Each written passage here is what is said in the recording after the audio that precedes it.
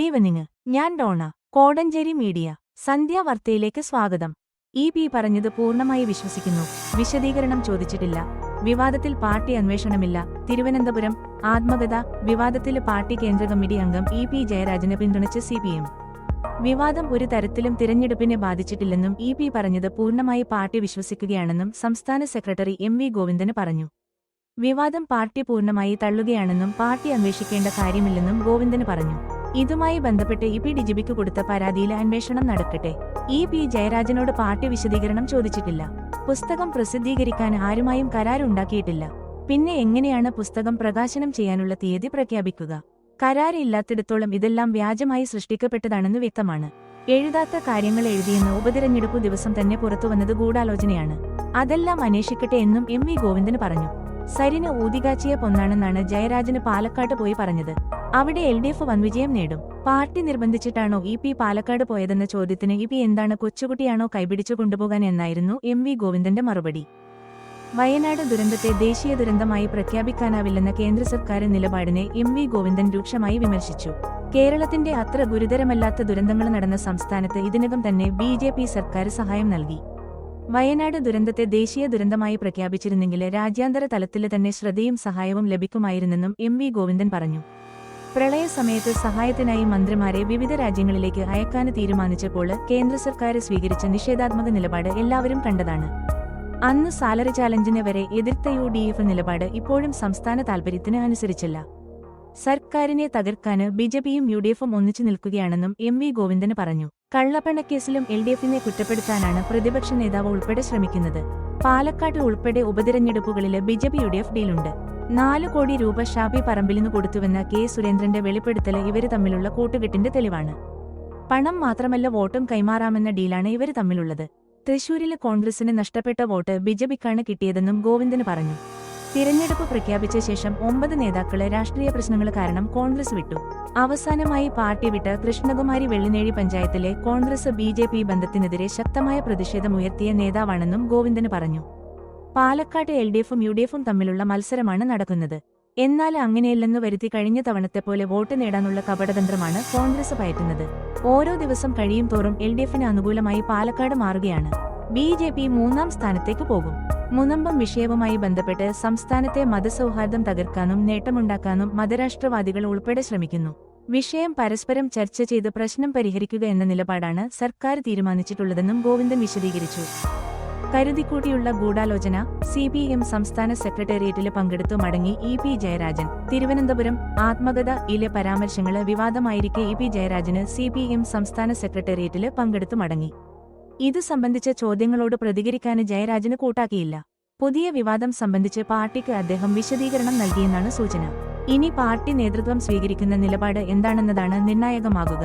സംസ്ഥാന നേതൃയോഗങ്ങളിൽ നിന്ന് കുറെക്കാലമായി വിട്ടുനിൽക്കുന്ന ഇ.പി. ഇന്ന് സംസ്ഥാന സെക്രട്ടേറിയറ്റ് യോഗത്തില് പങ്കെടുക്കാൻ തിരുവനന്തപുരത്തേക്ക് എത്തുകയായിരുന്നു.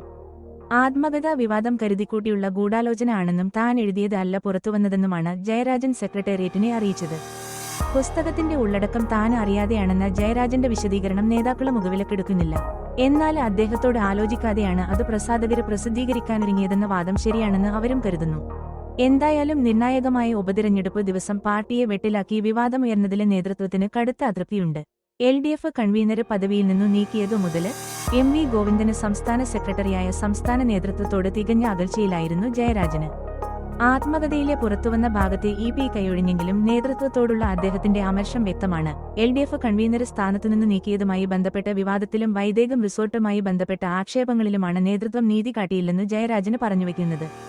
പിണറായി വിജയന് കഴിഞ്ഞാല് താനാണ് ഏറ്റവും കൂടുതൽ വേട്ടയാടപ്പെടുന്നതെന്ന് ഇ.പി. പുസ്തകത്തിൽ അവകാശപ്പെട്ടിട്ടുണ്ട്. തനിക്കെതിരെ നടന്ന ഗൂഢാലോചനകള് പലതും പാർട്ടിക്കുള്ളില് നിന്നാണെന്ന പരോക്ഷ സൂചനകളും പുസ്തകത്തിലുണ്ട്. ഉരുൾപൊട്ടൽ ദുരന്തത്തിനു കേന്ദ്രസഹായം നിഷേധിക്കുന്നു. 19-ന് വയനാട്ടിൽ യു.ഡി.എഫ് ഹർത്താൽ. കൽപ്പറ്റ. മുണ്ടക്കൈ ചൂരൽമല ദുരന്തബാധിതർക്ക് കേന്ദ്രസഹായം നിഷേധിക്കുന്നതിനെതിരെ 19-ന് വയനാട്ടിൽ ഹർത്താലിനു ആഹ്വാനം ചെയ്ത് യു.ഡി.എഫ്. വയനാട്ടിൽ ഉരുൾപൊട്ടൽ ദുരന്തമുണ്ടായ മുണ്ടക്കൈ ചൂരൽമല മേഖലയിലേക്കുള്ള സഹായ പദ്ധതിയുടെ കാര്യത്തിൽ കേന്ദ്ര സർക്കാർ വീണ്ടും ഉരുണ്ടുകളിക്കുന്നതിലാണ് പ്രതിഷേധം. ദുരന്തനിവാരണ പ്രവർത്തനങ്ങൾക്ക് ആവശ്യമായ തുക കേരളത്തിന്റെ ദുരന്തപ്രതികരണ ഫണ്ടിൽ SDRF ബാക്കിയുണ്ടെന്നാണു ഡൽഹിയിൽ കേരള സർക്കാരിന്റെ പ്രത്യേക പ്രതിനിധി KV തോമസിന് കേന്ദ്ര ആഭ്യന്തര സഹമന്ത്രി നിത്യാനന്ദ റായ് കഴിഞ്ഞ ദിവസം നൽകിയ കത്തിൽ പറയുന്നത്. പ്രധാനമന്ത്രിയുടെ ഓഫീസിൽ നിന്നുള്ള നിർദ്ദേശപ്രകാരമാണ് ആഭ്യന്തര സഹമന്ത്രി മറുപടി നൽകിയതെന്നാണു വിവരം. 2024 ഏപ്രിൽ 1 വരെ 394 കോടി രൂപ SDRFിൽ ബാക്കിയുണ്ടെന്ന് അക്കൗണ്ടന്റ് ജനറൽ അറിയിച്ചിട്ടുണ്ടെന്നു കേന്ദ്രത്തിന്റെ മറുപടിയിൽ പറയുന്നു. 2024 മുതൽ 25 വരെയിൽ SDRFിലേക്ക് 388 കോടി കൈമാറിയതിൽ 291 കോടി കേന്ദ്ര വിഹിതമാണ്. പ്രത്യേക സഹായമായി 1500 കോടിയോളം രൂപയാണു കേരളം ആവശ്യപ്പെട്ടത്. എന്നാൽ മുഖ്യമന്ത്രി പിണറായി വിജയൻ കത്തു നൽകി 3 മാസം കഴിഞ്ഞും ഇക്കാര്യത്തിൽ വ്യക്തതയില്ലാത്ത നിലപാടാണു കേന്ദ്രത്തിന്റേത്. പ്രധാനമന്ത്രി നരേന്ദ്രമോദി നടത്തിയ സന്ദർശനവും കേന്ദ്രം ഇതുവരെ കൈക്കൊണ്ട നടപടികളും കേന്ദ്രമന്ത്രിയുടെ കത്തിൽ വിശദീകരിച്ചിട്ടുണ്ട്. കേരളം ആവശ്യപ്പെടാതെ തന്നെ സ്ഥലം സന്ദർശിച്ച് സ്ഥിതി മനസ്സിലാക്കാൻ കേന്ദ്രസംഘത്തെ നിയോഗിച്ചിരുന്നുവെന്നും അവരുടെ റിപ്പോർട്ടിന്റെയും വ്യവസ്ഥകളുടെയും അടിസ്ഥാനത്തിൽ തുടർനടപടിയുണ്ടാകുമെന്നുമാണ് പറയുന്നത്. എന്നാൽ വയനാട് സന്ദർശനം ഓഗസ്റ്റ് 8 പൂർത്തിയാക്കിയ സംഘം മാസങ്ങൾക്കു മുൻപേ റിപ്പോർട്ട് കൈമാറിയതാണ്. വയനാട്ടിലേത് ദേശീയ ദുരന്തമായി പ്രഖ്യാപിക്കാൻ മാർഗരേഖ അനുവദിക്കുന്നില്ലെന്നു കത്തിൽ ആവർത്തിച്ചിട്ടുണ്ട്. ദുരന്ത നിവാരണം അടിസ്ഥാനപരമായി സംസ്ഥാന സർക്കാരിന്റെ ഉത്തരവാദിത്തമാണ്. ദേശീയ, സംസ്ഥാന ദുരന്ത പ്രതികരണ ഫണ്ടുകളിൽ നിന്നുള്ള സാമ്പത്തിക സഹായം സമാശ്വാസ പ്രവർത്തനങ്ങൾക്കുള്ളതാണെന്നും നഷ്ടപരിഹാരം നൽകാനില്ലെന്നും കേന്ദ്രം പറയുന്നു. ഇന്ത്യയുടെ ഭൂപടത്തിൽ കേരളമില്ലേ? സുരേന്ദ്രൻ അഭിപ്രായം പറയാൻ BJPയോടല്ല പണം ആവശ്യപ്പെട്ടത്. വയനാട് ദുരിതാശ്വാസത്തിന് പണം തരില്ലെന്ന കേന്ദ്ര സർക്കാരിന്റെ മറുപടി ഞെട്ടലുണ്ടാക്കുന്നെന്ന് പ്രതിപക്ഷ നേതാവ് VD സതീശൻ. മറ്റു സംസ്ഥാനങ്ങൾക്ക് കിട്ടിയതുപോലെ പ്രത്യേക സാമ്പത്തിക സഹായമാണ് കേരളത്തിന്റെ ആവശ്യം. എന്നാൽ കേരളം ഇന്ത്യയുടെ ഭൂപടത്തിൽ ഇല്ലെന്ന നിലപാടാണ് കേന്ദ്ര സർക്കാർ സ്വീകരിച്ചത്. വയനാട് വോട്ടെടുപ്പ് കഴിഞ്ഞപ്പോഴാണ് ഈ തീരുമാനം വന്നതെന്നത് പ്രധാനപ്പെട്ടതാണെന്നും സതീശൻ പറഞ്ഞു. ഇക്കാര്യത്തിൽ കെ സുരേന്ദ്രൻ അഭിപ്രായം പറയാൻ BJPയോടല്ല സംസ്ഥാനം പണം ആവശ്യപ്പെട്ടത്. കേന്ദ്ര അവഗണനയ്ക്കെതിരെ LDFുമായി യോജിച്ച സമരത്തിനില്ല. ഒറ്റയ്ക്ക് സമരം ചെയ്യും. LDFും BJPയും എപ്പോഴാണ് ഒന്നിക്കുകയെന്ന് പറയാനാവില്ല. അതുകൊണ്ടാണ് ഈ തീരുമാനം. സതീശൻ പറഞ്ഞു. പാർട്ടിയുടെ അനുമതിയോടെയാണ് സാന്റിയാഗോ മാർട്ടിന്റെ കയ്യിൽ നിന്നും ബോണ്ട് വാങ്ങിയതെന്നാണ് ആത്മകഥയിൽ EP ജയരാജൻ പറയുന്നത്. EP ജയരാജൻ സത്യം മാത്രം പറയുന്നയാളാണ്. ശത്രുക്കളാണോ മിത്രങ്ങളാണോ EPക്ക് പണി കൊടുത്തത് എന്ന് അന്വേഷിച്ചാൽ മതി. EP പാലക്കാട് വന്ന് പ്രസംഗിച്ചത് തമാശയാണ്. EP ജയരാജൻ CPM വിട്ടു പോകുമെന്ന് കരുതുന്നില്ലെന്നും സതീശൻ പറഞ്ഞു. പാലക്കാട് ഇരട്ടവോട്ട് വിവാദത്തിൽ നിയമനടപടി എന്ന് പറഞ്ഞ് എന്നെ വിരട്ടേണ്ട. 3 മാസം മുൻപ് വാടക വീട് എടുത്ത് സരിൻ വോട്ട് ചേർത്തു. പാലക്കാട് CPM ജില്ലാ സെക്രട്ടറി ഒരു പണിയും എടുക്കാത്ത ആളാണ്. അതാണ് ഇപ്പോൾ ബഹളം വയ്ക്കുന്നത്. മന്ത്രി, അളിയൻ, ജില്ലാ സെക്രട്ടറി എന്നിവർ ചേർന്നുള്ള ലോബിയാണ് പാലക്കാട് CPMനെ നിയന്ത്രിക്കുന്നത്, സതീശൻ പറഞ്ഞു. 2024 ആവർത്തിച്ചാൽ പ്രിയങ്ക രാഹുലിനു പിന്നിൽ 5 ലക്ഷം കടക്കാൻ അദ്ഭുതം സംഭവിക്കണം. മുന്നണികൾക്ക് ലക്ഷ്യം പലത്. പോളിംഗ് ശതമാനം ഗണ്യമായി കുറഞ്ഞതോടെ വയനാട് മണ്ഡലത്തിൽ പ്രിയങ്ക ഗാന്ധിക്കു 5 ലക്ഷത്തിനു മുകളിൽ ഭൂരിപക്ഷമെന്ന UDF അവകാശവാദം യാഥാർത്ഥ്യമാകണമെങ്കിൽ അത്ഭുതങ്ങൾ സംഭവിക്കണം. ഭൂരിപക്ഷം 5 ലക്ഷത്തിനു മുകളിൽ കടക്കണമെങ്കിൽ പോൾ ചെയ്തതിന്റെ 70% മുകളിൽ വോട്ട് പ്രിയങ്കയ്ക്ക് ലഭിക്കണം. LDFന്റെയും BJPയുടെയും വോട്ട് വിഹിതം കുത്തനെ ഇടിയുകയും വേണം. വയനാടിന്റെ ചരിത്രത്തിൽ കോൺഗ്രസിനു ഏറ്റവും കൂടിയ വോട്ട് വിഹിതം ലഭിച്ചത് 2019-ലാണ്. അന്ന് രാഹുൽ ഗാന്ധിക്ക് ആകെ പോൾ ചെയ്തതിന്റെ 64.94% വോട്ട് ലഭിച്ചു. ഭൂരിപക്ഷം 4.31 ലക്ഷമെന്ന റെക്കോർഡ് കടക്കുകയും ചെയ്തു. അന്ന് ഇടതുപക്ഷത്തിനു ലഭിച്ചതു 25.24% വോട്ടാണ്. BJPക്കു ലഭിച്ചതു 7.25%. അതേ രീതിയിൽ വോട്ട് വിഹിതം വിഭജിച്ചാൽ പ്രിയങ്കയ്ക്കു ലഭിക്കാവുന്ന ഭൂരിപക്ഷം 3.78 ലക്ഷമാണ്. 4 ലക്ഷമെന്ന കടമ്പ കടക്കണമെങ്കിൽ തന്നെ 2019-നെ മറികടക്കുന്ന രീതിയിൽ വോട്ട് വിഹിതം നേടണമെന്ന് ചുരുക്കം. ഇത്തവണ വയനാട്ടിലാകെ പോൾ ചെയ്തതു 9,52,543 വോട്ടാണ്. പൊതു തിരഞ്ഞെടുപ്പിനെ അപേക്ഷിച്ചു 1.32 ലക്ഷം വോട്ടുകളുടെ കുറവ്. 2024 ആവർത്തിച്ചാൽ രാഹുലിനു പിന്നിൽ. 8 മാസം മുൻപ് നടന്ന പൊതു തിരഞ്ഞെടുപ്പിലെ വോട്ടിംഗ് രീതി അതേപടി ആവർത്തിച്ചാൽ അന്ന് രാഹുലിന് ലഭിച്ച ഭൂരിപക്ഷം പ്രിയങ്കയ്ക്കു ഇത്തവണയുണ്ടാകില്ല. ആകെ വോട്ടിൽ വൻ കുറവ് വന്നത് തന്നെ കാരണം. ഏപ്രിലിൽ രാഹുൽ ഗാന്ധിക്ക് 59.69, ആനി രാജയ്ക്ക് 26.09, കെ സുരേന്ദ്രന് 13.00% വോട്ട് വീതമാണ് ലഭിച്ചത്. വോട്ട് വിഹിതം അതേപടി ആവർത്തിച്ചാൽ പ്രിയങ്കയ്ക്കു പ്രതീക്ഷിക്കാവുന്ന ഭൂരിപക്ഷം 3.20 ലക്ഷം. രാഹുലിനു 3.60 ലക്ഷത്തിന്റെ ഭൂരിപക്ഷമുണ്ടായിരുന്നു.